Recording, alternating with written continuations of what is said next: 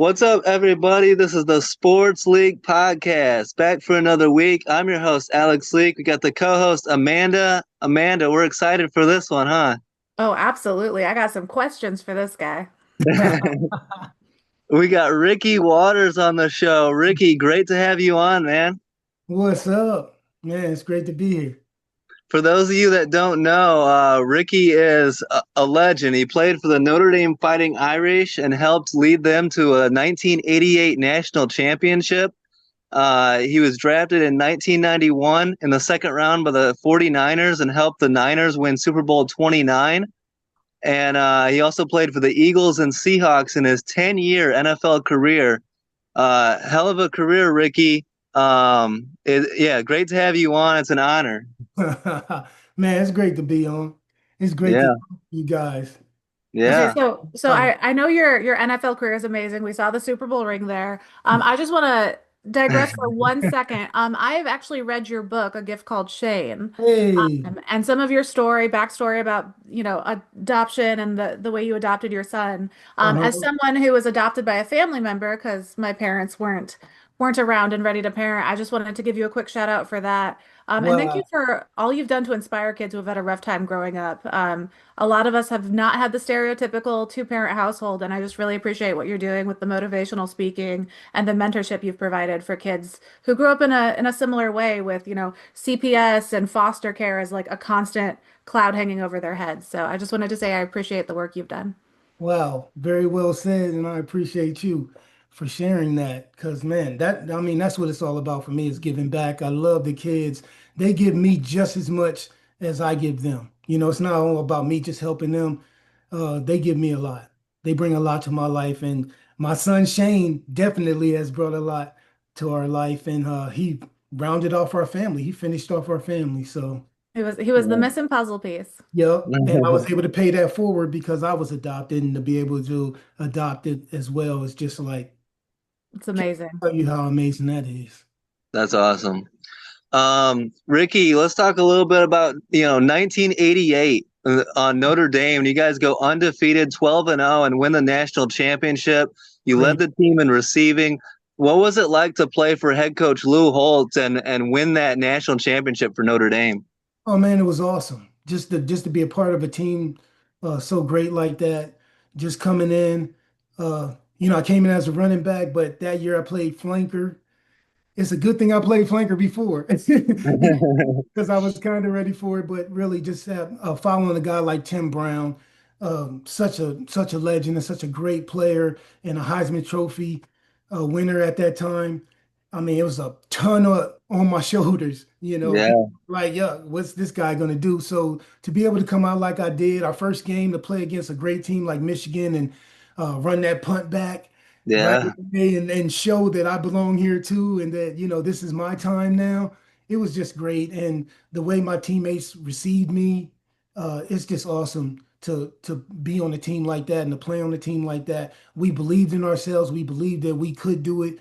And everybody kind of feels like we got a chance in the beginning, but to actually do that, to go undefeated and play the teams that we played, so many week after week, we had no easy. Yeah, that was a heavy schedule. yeah. It was crazy. USC, Penn State, Pitt was good then. They're still good, but Pitt and Michigan Miami, State, all those teams. Yeah. Miami was incredible. That was the game that we kind of felt like that was like our Dallas Cowboys for me when Mhm. I was at the 49ers. We beat them. That's the big one. That's the big. Yeah. We can go to the championship and win it all. So beating them was amazing as well to beat that Miami team that has so. I mean, they were loaded. Yeah. How surprised are you that Notre Dame hasn't won a national championship since then? And do you believe in Marcus Freeman? He got them to the national championship just this last year. Can he Love that get guy. deliver that? Yeah. Yeah, I love that guy and what he's doing. Uh, I'm gonna be even more of a presence this year. Yeah. Just to be there and help out and everything. I talked to him. He's a great guy. The team loves him. The other coaches love him. Just if you just talk to the Notre Dame nation, they love the guy and they think that he can do it. I think he can do it. It was amazing what they did last year, especially after losing that game the way they lost early in the Yeah. season, and everybody was starting to write them off. I remember, man, I was getting calls. I started uh, putting my phone away, like I ain't calling that person back, man. Gotta silence this. Yeah, they were like, man, what's going on? What's wrong with you? Because I always talk smack too when they doing Yeah. good. It's like, what's going on? I said, man, we're gonna be all right. We're gonna be all right. But I never thought they were gonna come back like that and become the team that they were. It shows a lot. It shows a lot of heart, grit, and determination, and that's what it's all about. And that's what it takes to win. And Yeah. they can do it. The fact that they did that against those teams that they played, every team was a tough team, especially down the stretch. It was crazy. It reminded me of our team and the teams that we had to play against. So I think they can do it. Yeah. Good Yeah, answer. and if you look at some of the players who were drafted out of Ohio State and some of the other big ones, it seems like Notre Dame was able to kind of keep most of that team together. So I think they've got a great shot at it this year. So you played both running back and wide receiver. You bounced around a little bit. How did you decide which position to play? Like, how did you end up just sticking at running back in the NFL? Was that a you decision, a coaching decision? What's crazy is I was a quarterback at first. That's why I was number 12 in high school Wow. and in college. I was number 12 because I was a quarterback, but I was running touchdowns. So like, damn, let's try this guy at running back. Actually, the same thing happened to me that happened to me in high school happened to me in college. And that's that they were loaded at the running back position. And so they put me at flanker. Okay. I don't care where I'm at. If I'm on the Yeah. Yeah. field, I'm gonna make plays. And Yeah. that's what I did. They put me at flanker. I balled out. Uh, and then the next year, at first I was like I said, I was at quarterback, and then they put me at running back, and then I had to go to flanker. And then my senior year in high school, I went back to running back. Okay. Then came in as a running back for Notre Dame, and then my sophomore year got switched back because of a need at the flanker position, put me at flanker with Tim Brown leaving, obviously. And then after that, I asked Coach Holtz, could I go back to running back? Because I've always loved the running back position. Mhm. Those are the guys I looked up to. I mean, I love Walter Payton, Tony Dorsett, all those guys that was playing back then. The, Yeah. the guy, I mean, I love Roger Staubach and those guys too, and different, quarterbacks. They were great too. And obviously wide receivers, there were some great wide receivers that I appreciated, but none more than the running backs and what they had to do and the fact that they could break all those tackles like that. And for me to be able to learn that and actually do the same thing and Yeah. able to make it to the pro level and show what I can do, it was just amazing. Well, I Yeah. mean, looking at your stats, I mean, you were amazing at like a pass catching running back position. I mean, 467 catches as a running back. Like you were, I mean, correct me if I'm wrong, but weren't you one of the original dual threat running backs? I mean, Marshall Faulk, Matt Forte, like just those running backs with great hands. I think Yeah. your Guys mixed came career after helped you me. out there. Exactly. And that's what I love. And my coach at high school, he pushed that. He was like, man, be a Swiss Army knife, be able to do Mhm. everything well. And that's what I believed I could do. And I worked hard at it. And he pushed me as well as my dad. It started with my dad. My dad was really tough on me, but he also was very nurturing and he was there for me. And I credit him with a lot of it. So, we talked about a little bit about Miami. So Notre Dame opens the 2025 season at Miami. Yes. What was it like playing against Jimmy Johnson, the head coach, and the Hurricanes? And what did you think of at that time with that rivalry nickname of the Catholics versus the convicts and all that? I know. I don't really. That was just something to sell. I think T-shirts. Yeah, t-shirts. I think it They started were out like great that. So shirts I didn't. though. It, Yeah, it, it was very smart, and it and it Great and it was marketing. great marketing. It was great yeah. marketing, is what it was. But I kind of felt uncomfortable with it at first. Man, I don't think those guys are criminals. I felt bad for them, not for us. Yeah, But I was yeah. like, man, that's kind of tough. But it made for a lot more fun. It made it more of a rivalry, and it was a serious rivalry at that time. Us and them, we felt like whoever wins that game has a straight line to the championship. And Yeah. and those great players that they had, and nothing was easy.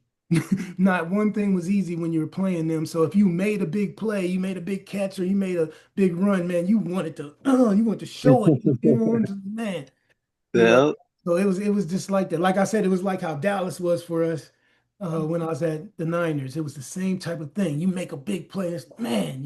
I just went through uh, some of the best players in the history of the game. I just ran through. Some of the best players definitely in the league at that time. So and it's just amazing. Even to think back on it, it never gets old. It never does. When I think about it, it was just so astounding and so much fun.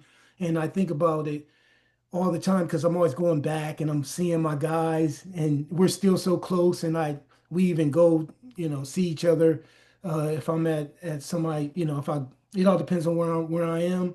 I'm going to see Rocket Ishmael. What I mean? I'm gonna Yeah. see Todd Light or I'm gonna see, the guys. So it's a lot of fun uh Oh, that we're so close even to yeah. this day. I think that's why we won so many games. Yeah. And speaking of that Niners Cowboys, that's one of the best rivalries in the 90s in NFL history. Cowboys 49ers, three straight NFC championship games. The Um, man. what You was had to that get so like? sick of them. Like, no, not you Yeah. again. Like, we just did this last year. Like, oh. Exactly. And them again. And it's like, and especially they beat us the first two times. And Hmm. I was like, man, Yeah. even we started out good every time. And then they just would come on and come on. And they were so tough and their big line kind of would wear us down and stuff. But we believed that we could beat them. And the team that we had when we beat them, I feel like is one of the best teams ever in the Yeah. history of the NFL. Absolutely. And I will say, I put us up against anybody. Our defense was so good, and our offense was just like stellar. So man, I believe we could have played anybody and we would have won on that Yeah. day. I Yeah. mean, prime Jerry Rice. I'm Come on. biased. I'm sure I'm biased, but at the same time, we had A an little amazing bit. team, and they were awesome. It's Yeah. crazy to me that the Cowboys haven't been back to the conference championship since 95. Like, obviously I'm okay with it as a Packers fan. We call it Lambeau Field South. Like we run them over every time we go down there. But do you think them trading for George Pickens will kind of address some of their issues and help them actually do something this year? We'll see. You know what I mean? It's always hard to see how people play, how things play out, and how people Yeah. on different teams and with different systems, with different coaches, it's tough. Uh, I'm glad that I was able to win over, go to different teams like that and win over my teammates, win over the coaches, and show guys that I could do it no matter what system I'm in, no matter who's coaching me and stuff like that. I always prided myself on that, but it is tough each time that you have to start all over like that and go to a new place. But if anyone can do it, it would be him, and I think that was a good pick. What Agreed. was I it think he's got like? some untapped talent there. Yeah. Yeah. What was it like when you finally got over the Cowboys and get to Super Bowl 29 and blow the doors off the San Diego Chargers? You had a great game, over 100 yards and three touchdowns, and Steve Young with six passing touchdowns. What was that game like to win a Super Bowl? Man, it was awesome. It was awesome to see Steve Young because he came in following a legend, and how Yeah. tough that was for him to have to come in and try to follow that guy, Montana. So for him to reach his peak the way he did, to play the way he did, I mean, we would have stellar practices where the ball never touches the ground, and we took Mhm. a lot of pride in that and not making a mistake in practice. And it was like our work ethic was so tight at that time. So I just think that that is why we did it. But the fact that we were able to go out there with the lights on and once Yeah. everybody's out there in the stands and play like we did, and to do that was just amazing. And I know they always talked about the monkey off the back of Steve Young getting the monkey, but it was all of us. We all Yeah. got that thing off. So to be able to do that, to play like that, I remember in the game, even thinking I sat down on the bench and I was like, man, this is crazy. And there was a lot of smoke because they had fireworks going on and everything, shot off and it was still kind of smoky. And I was like, man, what if I wake up and realize that I was dreaming this and, Yeah. and the game didn't even start yet because it started so well and I was doing so well and our team was doing so well. It's just amazing to be able to do that, to play like that against a great defense like that.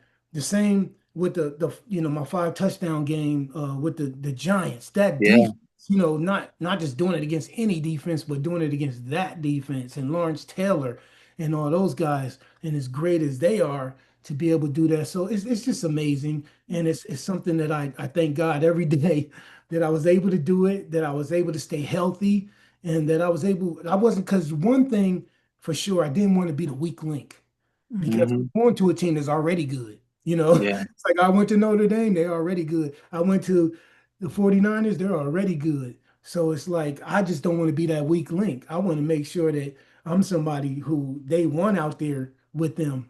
And I was Yeah. able to do that. So that was Yeah. just spectacular and just amazing. And like I say, I thank God every day. Well, I mean, you've obviously had an amazing career. You've overcome some stuff in your life. We just want to give you a minute to say something, just to all the kids who are trying to make it in pro sports, who have had those rocky upbringings and those, challenging situations, maybe not their parents, foster care, adoption, etc. Is there something you'd like to say to them to just kind of inspire them to keep going? Oh, big time. Believe in yourself. That's what it's all about. Chest out, chin up. When hard times come, you just meet it head on. Believe in yourself. You can do it. Everybody out there, I guarantee you, there's something you do better than I do. And just find that thing. Find that thing that you can do that you don't get tired of. You can go, hours can go by and you're doing that and you know you still love it. That's how you know that's the thing you should be doing. And Yeah. believe in yourself and believe that you are unique and you have those unique skills for the unique path that you're on. You might not play football. You might not do what I did, but that don't mean that what you do is not great as well. And you can't be great at that. And you have a chance at greatness. If you're willing to work, if you're willing to put in the time, you can do anything any other man or woman can do. That's awesome. Great. Thank you so much. Yeah. Thanks so much. And So, Ricky, unbelievable football career. You played 10 NFL seasons, 144 games played, 15, almost 15,000 yards, 91 career touchdowns. We can't wait to see you finally get that induction into the Hall of Fame that we all know you've earned and deserve. yeah. There's running backs in there with better numbers, and you played your best in the biggest game. So we can't wait to see you get that, get inducted in. And we thank you so much for taking the time. It was an honor to talk with you and have you on the show. All Real right. quick, I think what Well, Alex meant to say is you've got better numbers than some of the running backs in there. oh yeah, Yeah. yeah, I think he right. misspoke I there. knew what Like, he was you look trying at to those stats, you're like, wait, why isn't he in yet? say. No No, you doubt. you deserve to be in. We're absolutely ready for that induction for you. So thank you so Yeah. much for coming on and thanks for your time. Oh, for Yeah. sure. We'd love to have you back on down the Shout out to road. Reggie And White. I see that helmet, Reggie White. That was my Hmm. guy. That's my boy. don't encourage her. It's bear. We're bears over here. No, no, no. But thanks again, Ricky. Awesome talking with you, and look forward to talking with you down the road in the future. Appreciate you. Oh, for sure. Thank Have you. a great have a great week, guys. Don't forget to like, subscribe, leave a comment, and peace out.